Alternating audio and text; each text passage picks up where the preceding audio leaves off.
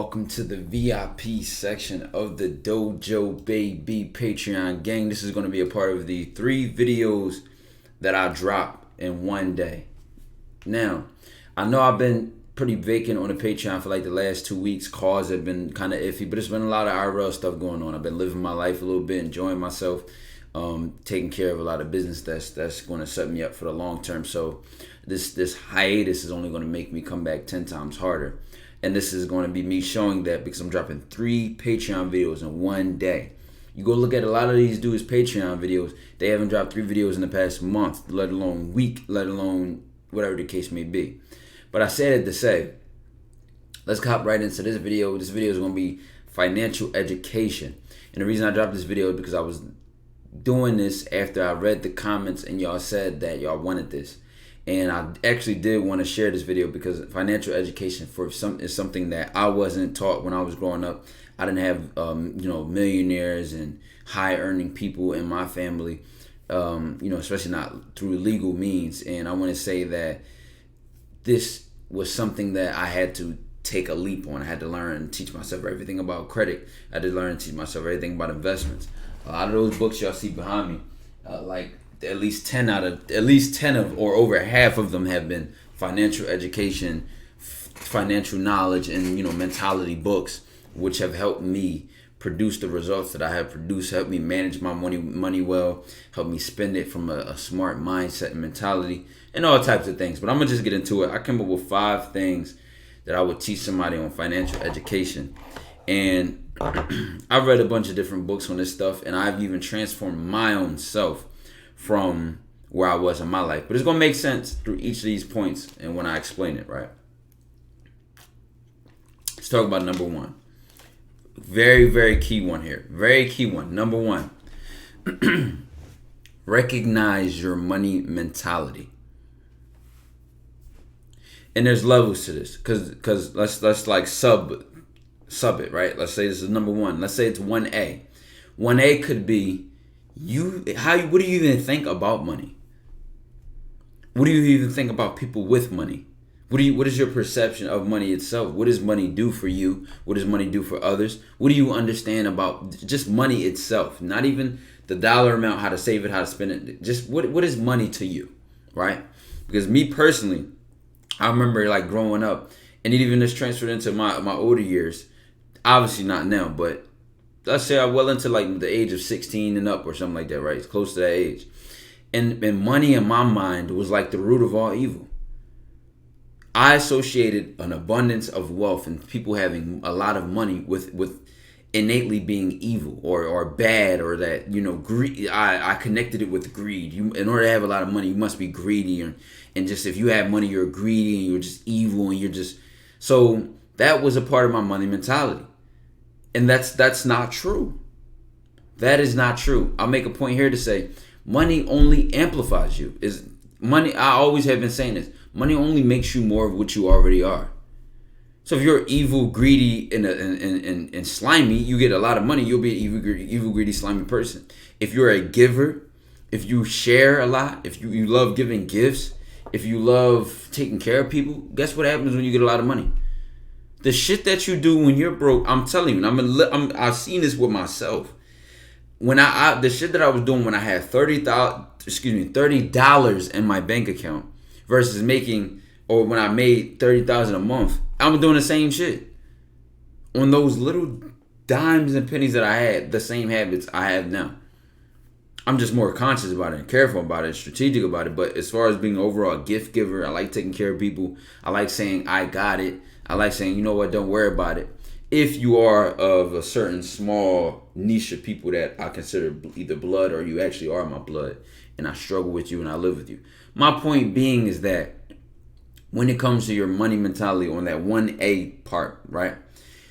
If you have a bad money mentality, when your perception of money itself, you're going to stop yourself, limit yourself, and hesitate because you think money is the bad guy, so you won't want to get it. You won't even want to acquire it. And if you're watching this, let's say you do want to acquire money, but you need to be able to recognize if you have a bad money mentality. Because guess what you'll do? You'll sell yourself short. Well, I don't want a lot of money. I just want enough to be able to buy this when you could actually set the bar even higher, but you think money is the root of all evil, so you limit yourself to equate having a little amount of money with being humble, or equate having a little amount of money with being genuinely good and holistic, and if I have nothing, I'm closer to God. That's not true. That is not true. So you want to correct that money mentality.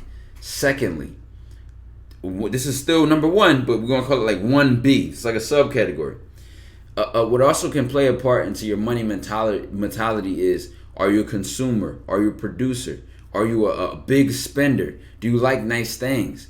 Do you spend a lot of money on food? Do you spend a lot of money on shoes? Do you spend a lot of money on cars? Do you spend a lot of money on whatever? Like, the thing is that this is a part of this self-awareness part that is key, because let's say you want to create a budget. Let's say you want to reach a new financial goal, but you know yourself. Hey, I like spending money on shoes. I like spending money on cars. Well, my budget is $2,000 a month. I'll give myself, let's go even lower. Let's say you make $4,000 a month and you give yourself a budget of $500 to spend on whatever, and it doesn't even have to make sense. That is you negotiating with yourself. I have $500 that I can kick off and just do whatever I want with. Now, that might be a lot, making $4,000 a month. But let's just say that's I'm just making numbers up, right? This is you negotiating with yourself so that you don't just make an impulsive purchase. You already calculated how much money you could spend recklessly on ordering food, on ordering out versus cooking. That's what I meant by ordering food. But on ordering food, cars, clothes, shoes, and again, you might say $500 is not a lot, but it's what you need to do in order to obtain that financial goal. And a key part here is that you need the need needs to come before the want. The need has to come before the want. I know you want the new watch. I know you want those new shoes. I know you want that new car. But in order to get the want, the need has to come first. If you put the want before the need, then you'll have to get rid of the want in order to take care of the need. Then you'll need to pay rent. Then you'll need to eat. But because you took care of all your wants, you didn't even take care of the needs. Or I need to reach this new goal, so my wants have to wait. I can't get that car for another year, 2 years, 3 years, 4 years, 5 years, because I need to take care of this first. So, but if you have a bad money mentality, you're an impulsive buyer. You make impulsive decisions. You like to spend and buy nice things, but you're not even calculating or understanding that about yourself. You'll be your problem. It'll be like you reach down to pick up money, and then you spill the bucket every time you reach. It's like, just imagine it's a bucket of water in your hand. You reach down, spill it, pick up some more. Reach down, spill it, pick up some more. So you just keep spilling it. So you need to recognize that spilling habit. Now we get into number 2. Have financial goals. And I don't think a lot of people even recognize this about themselves. They just want to be rich. What the fuck is rich? I want a lot of money to buy that car. Well, how much would you need to make a year to buy that, to be able to afford that? How much would you need to make a month? How are you going to get that income that you want to make in order to afford that car? And how are you going to go about doing that? How long is it going to take? What decisions will it make? How will you manage money when you get there? How can you prepare yourself right now in order to handle that kind of money? Because you can't handle 1,000, you damn sure can't handle 100,000. If you fumble $100 and don't know what happened to it, or if you fumble $1,000 and don't know what happened to it, you will fumble 100,000.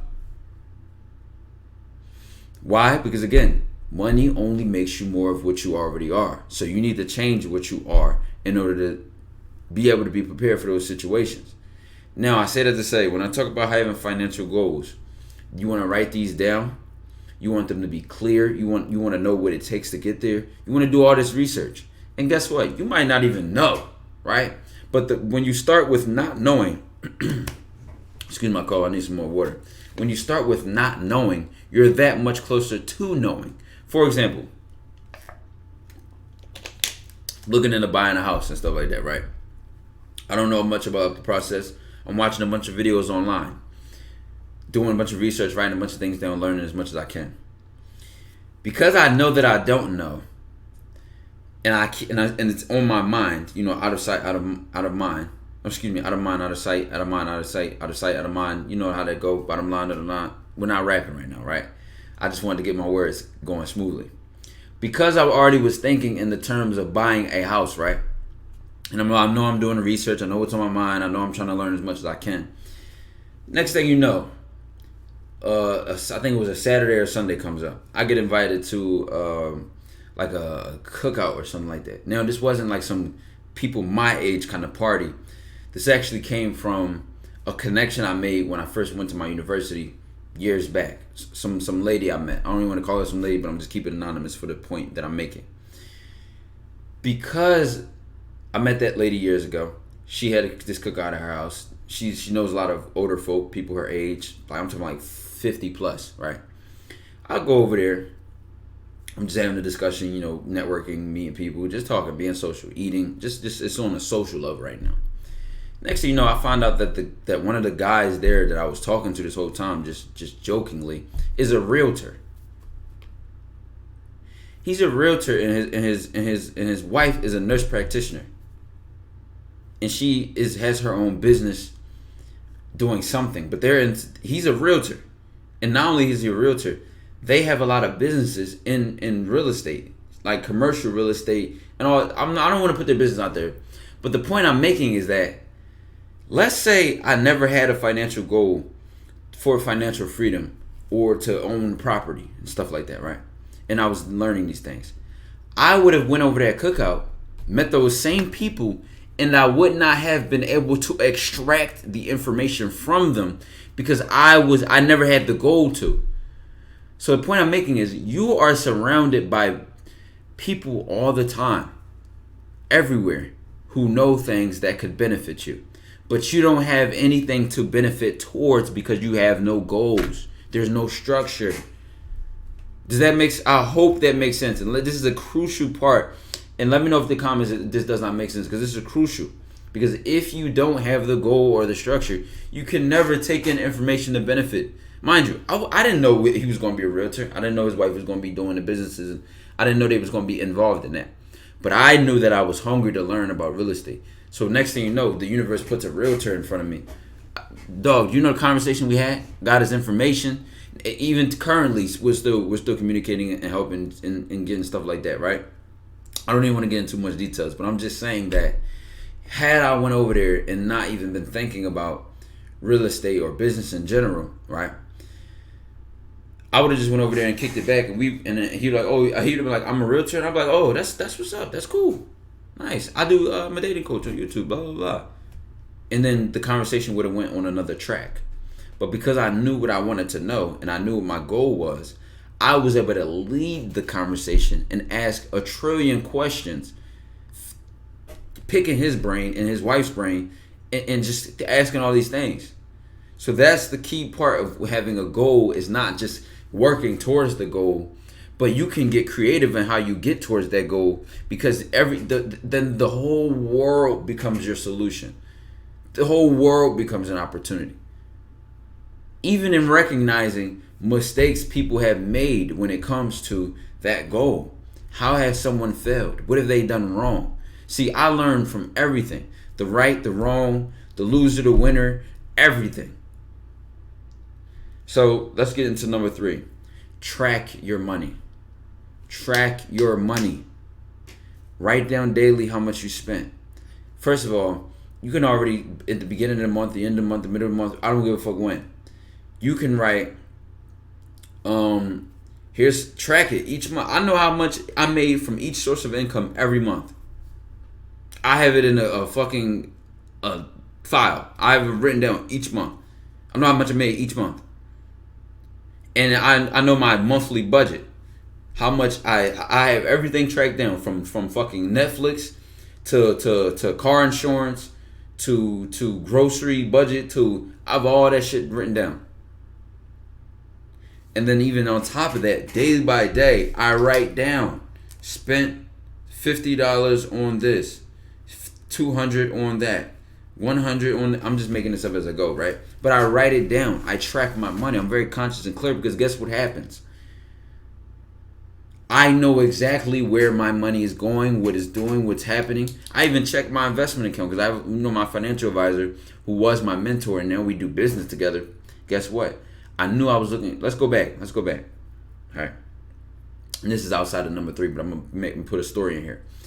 I was in my senior year of high school. I think it was either my senior year or junior year. And I knew that I knew my family or people around me could serve an opportunity to learn what not to do with money and what not to do with financial education. And no disrespect to them, but they had a lot of misconceptions about money and a lot of misconceptions about credit. The credit was like the enemy to them. Like, oh, bad credit, don't fuck up your... They had a fear mentality. Don't fuck up your credit. That was their advice. Don't fuck up your credit. Very fear, a mentality full of fear, but rightfully so, because they messed up their credit and they suffered for it. And you know, it is trying to fix the credit. It's just reality, right? They didn't have the other side of the coin, which was how to build the credit, what to do when you have good credit, how to leverage credit, what to like, or even to the next level, to where some people don't even use credit; they pay everything in cash, and there's levels to it, right? And back then, I didn't even know that. The point I'm making is I knew that I didn't know, and this even plays into the second part of financial goals and recognize your money mentality. Lo and behold, one day my high school has like a career day, and this guy comes in. He's like 50 something years old. This is my guy now, but I'm just saying this because he just comes in. He gives a speech on financial education. I'm in a room full of 30 students. I was the only one writing things down, asking questions, and taking notes. And then even when the class bell rung, I went up to him and said, yo, blah, blah, blah. Like, thank you. I appreciate that. I never had that type of financial education before. He gives me his card and says, keep in touch. I didn't even have the knowledge to say at the time, yo, can you mentor me or blah, blah, blah. I just was thanking him for giving the education. He was like, no, here's my card. Keep in touch. You know, blah, blah, blah. And then that's when I asked him after the fact. But I said that to say, fast forward, I blow up as Taekwondo, all this money's coming in, blah, blah, blah. So this guy I've been soaking up game from, getting book recommendations and stuff like that from, and then doing my own work to help myself. Next thing you know, I'm in a position where I can, for his job, his actual like career, now we can work together. I say that to say, when you're tracking your money, right, you are also tracking your attention, who you're spending time with, and what you're talking to them about. This correlates into both goals because now I give him certain money a month. I check that. Or what are you investing in? What's going on with the economy? We even talk about that all the time. What did the Feds just do? What did they do? They just increased their interest rate. Well, it's going down, and then it's doing this, and then the housing market is that. And he connects me to this person. He connects me to that person. I'm tracking my money. And I remember thinking back then, or before then, one thing I used to do, which is also a bad habit, was if I knew I spent a lot of money, or I knew I was spending money, I was like, I'm just not going to check my account. How many of us are guilty of doing that or have done that? I don't even want to check my account. I don't even want to look at it. How much did I spend a day? Roughly $250. You rough up a number. You don't even know the exact number down to the penny. You just rough it off. Well, I probably made somewhere near. No, you need to know. Because you look at people at the highest level that really had their shit together, dog, they know to the decimal point how much they make, how much they spent. They may say publicly a roughed up number, but trust me, they know. And they won't be afraid to speak on how strategic and critical they are with it. I said it to say that's a key example of a bad habit that you may have. You don't even like to see it. You don't want to see the bad news. You don't want to find out that you have this disease. You rather not know, and that is a recipe for disaster. So that ties in number 3 and number 1. But let's get into number 4. Number 4. It's not just that, oh, you want to learn about stocks, NFTs, crypto, and all these different things to just get rich quick, right? Or you want to finesse people, pyramid scheme, whatever, right? Fuck what you want to do and how you want to be rich. What you need to understand is there's no way around increasing your income. You could hit the lottery and fumble that bag. There's no way around increasing your income. I make $7 an hour. I want to make $70,000 a year. How are you going to do that? What are you going to do? And guess what? Remember, the need comes before the want. Excuse me. Excuse me, I had to burp. Remember, your need has to come before your want. I know people who have let years go by making the same money, staying in the same income bracket because they didn't take a hit and put the need first. They didn't go back to school. They didn't go get qualified for this paperwork. Well, I'm not interested in that. That's not my passion. I don't want to do that. So you'd rather be broke? You'd rather struggle? I'm gonna tell you this right now. Even the content I'm doing now, even for before what I was doing, and when it came to neurosurgery and the whole doctor thing. Yes, a part of that was tied into my purpose and how I wanted to make an impact on people. But a key part of that was, guess what? That motherfucking salary. I wanted to be financially. I wanted my salary to back up my purpose because of the world we live in. Now, it's not all. That doesn't mean it's all about money, but the money plays a part. There's no way around increasing your income. Now, whatever you do to do that, you might have to do a job you hate for a year, 2 years, because guess what? In the back of your mind, you know what? I'm clocking in every day. I'm getting tired of this shit, but I won't be doing it forever. I'd rather do this job, clock into something I hate for the next year or two, rather than struggle for the rest of my life. And it may be all it takes. You struggle with going to night classes and working during the day. You can't party on the weekends. You can't buy them fancy shoes. You look bummy as shit and you eat the same cheap ass meals every day. Until you get that increased income. And now you can live with a little bit more space. You don't want to get comfortable because then you'll die there. You live with more space. But listen, I'm telling you, I've seen people who try to work their way. Man, I don't want to do that. Next thing you know, 2 years go by, 4 years go by. Now they're struggling. Now they're struggling with a place to stay. They're struggling with what they're going to eat tonight. But they were comfortable before, and they didn't take advantage of when they were comfortable and make a move to increase their income. Or what they do is they start working more rather than increasing their income so that they can work less and make the same money or more money by working less. And guess what? Have more time on their hands to use that. I don't give a fuck what rich person you show me. 99% of these rich people will always agree with what I'm about to say. Time is your most valuable asset. You clocking in 100 hours a week, making a dirt amount of money is not good. What you want to do is make enough to take care of what you need. The bills, right? Expenses, food, and all that thing.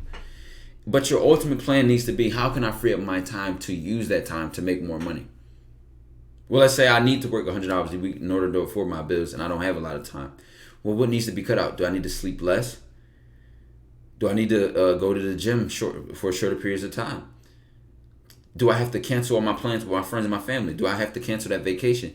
You'll be surprised how many people will go on vacation broke. Go on vacation struggling. I can't even fathom it. But look at the sacrifice that I'm willing to make in order to satisfy my need. Those people aren't willing to make it, so guess how long they'll stay in that struggle. I'm telling you, there are people who go on 10 times as much vacations as me, who I make quadruple their income, if not more. And I can't seem to understand it, because I'm not happy with where I want to be in life yet. And I'll make a lot of money. But guess what? I'm putting my need before my want. I'm telling you, and you might be one of those people. Understand that. You got an Apple Watch, you got a fancy iPhone, you got a nice car, banging shoes, you look clean and nice, but you're broke. You're struggling. You keep working the same job, going job to job to job, and not putting together a career or a stable high income or positioning yourself to do that. You're just wandering in life. Recognize that about yourself and fix that shit. My niggas, no way around it.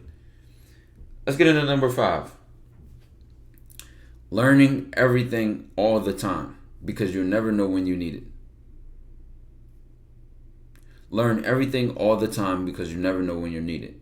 Now, this does not mean trust everything you learn, right? Because I remember I read The Richest Man in Babylon, and that was one of the key things. It was like, don't get jeweler, and it was The Richest Man in Babylon is a financial education book, and it was like they put it in the time span of like long ago, like something AD. It was old as fuck, right? They put it in that time period. So the metaphor or the advice that they gave, one of the advices that they gave was, you don't get jeweler advice from a blacksmith or some shit like that. You don't get blacksmith advice from a jeweler. And that is essentially to say to also realize who you're learning things from. Because everybody has advice. Everybody has something that they can teach you, right? But time out. Are you a scammer? And I'm not talking about a scammer as in regards to swiping cards. But there are people who don't do scamming shit, but they're scammers. They look in ways to get on off of people's backs. They try to use you. So when you're trying to do something for yourself, they preach opportunities to you. Yo, listen, nephew, let me put you on this, and you have to be able to say no. Or no thank you, I'll think about it. Or even just a direct, blunt no. This is really how you gotta be. But I say that to say, even me giving you this financial advice, I didn't give you stock advice. I didn't give you NFT, crypto, or I didn't give you that advice, right? Because not to say that I don't invest in these things. I'm not an expert. I'm giving you the advice on the level of recognizing yourself, the level of self-awareness to get you to your actual financial goal. Otherwise, you'll be running in place, right? This whole point of this video was to stop you from running in place, give you the self-awareness and the wake-up call to do what you need to do. And why? Because this is what worked for me to take me from, I remember one year I made like $7,000 to I can make that in days. But let's not even get into the specifics of that, because I don't even like talking about income and stuff like that, right? I say that to say, this is what helped me get to my next level. It was the self-awareness. I had to take 10 steps backwards before I could even take 2 forward. Otherwise, I'd just be jogging in place, working hard, getting frustrated. And that's another thing. Recognize it about yourself. Because one thing about working towards something comes frustration. Comes you get fed up. You're like, you'll get mad. So you may even take a break. Give yourself some time. Come back. Learn yourself in order to get what you want in life. Learn yourself. That is the ultimate education I have with this video. Taekwondo, financial education in the dojo, baby. Let me know the other comments you have down there. And to the moon, to Saturn, to believe in the solar system, the lunch when you know we exist. But I'll give y'all some extra right now. This is just an extra if you didn't cut it off yet. I remember I was doing like stocks and stock options and stuff like that. And I made, I had this one stock option that did really well. I got $900 from it, right? I had another one. I've had ones that made more than that, right? But this is when a mistake or a problem actually turned into my solution. I remember it made like 900, right? Boom, had that spike, made money. Now mind you, I only had like $100 in. I only put $100 towards it. And mind you, this was even a smart bet from me. While I was reading the books and learning, I put $100 towards practicing what I was learning, to also learn from listening and doing at the same time. That's how fast of a learner I am. I learn from all avenues: watching, listening, and doing. Right? So let's expand this point. I put that $100 towards in the stock market, and how do I want to use it? So I'm like, all right, let me try stock options. So I was at the point of the book where I was learning about stock options and not just the free stocks I got from the app I was using. I do good, right? Let me pull this book up for y'all. Let me not do it because I didn't do it at the beginning of the video, so people that didn't watch it this far won't even see the book. I'm gonna put it in the comments. But the book is called How to Make Money in Stocks, right? And it's an orange book, right? The point is, this book was teaching me patterns, right? And it was a technical analysis, stuff like that. But what it didn't teach me is about the emotional side of investing. So I knew how to recognize the chart. I made a good bet, right? I analyzed the stock, did good. made a bet on a stock option, and I bet that it was going to go up by a certain period of time. I was right, so I hit pretty big on the stock option. I turned that $100, and it was probably like $70. Took that $70 and turned it into $900. So made money on it. Now, what happened is, because of the emotional side of investing, I took that 800 and I was like, yo, all right, now I want to do, I'm excited. I got that high, right? Which is the same high that you can get when you want to buy something and you go somewhere and the dealer or the cashier has the advantage because you're high, you're hype, you're excited. So they don't even have to really sell it to you. They just have to tell you what you want to hear. That being said, going back to the stock option part, I was looking at, I'm like, yo, I'm about to use this 800. Rather than say, let me take 300 of that 8, take out immediately. Let me put it in my savings account. And then with the rest of the 500, or even to do the other way, take 500, put it in a savings account, 300, and reinvest. I didn't even have a plan like that. What was I going to do when I make money? How was I going to allocate the money? I was so emotionally excited that I made another bet, lost it all. I don't think I lost it. I think I went down to like 400 or something like that. Because of the emotional side of investing and the excitement and then the frustration. And so it's, like I said, if you allow emotion to control you, it doesn't matter which one it is, whether it's excitement, fear, ambition, motivation. And motivation is not emotion, but I'm just saying how people get pushed to do things. Motivation, depression, sadness, happiness, whatever. If you can allow emotion to control you, it doesn't matter which one it is. Excitement will control you to make you do something dumb, and depression or sadness can stop you from doing something entirely, or fear, right? So recognize these things and realize why I tell you guys these things and how they show themselves in practical real life. I love y'all. Patreon gang, Dojo to the moon to Saturn, we leave the solar system. Here's the full outro. And actually, let me grab the book. Because if you're smart, what you did is you looked at the time and you were like, well, he clearly didn't end it when he did the outro. So here's the book. And the first literally like 100 pages will be like, hope y'all can see it, it's probably too bright. It'll literally show you like charts, recognizing patterns. But you can skip the first part and then go into reading about it and then go backwards. But it's probably one of the most helpful books I've ever had on like investing and stuff like that. And it was recommended to me by my financial advisor. So I'll leave that to y'all. Dojo to the moon to Saturn, we leave in the solar system. Let us don't even know we exist. I love y'all, man. Get y'all money up, not y'all funny up.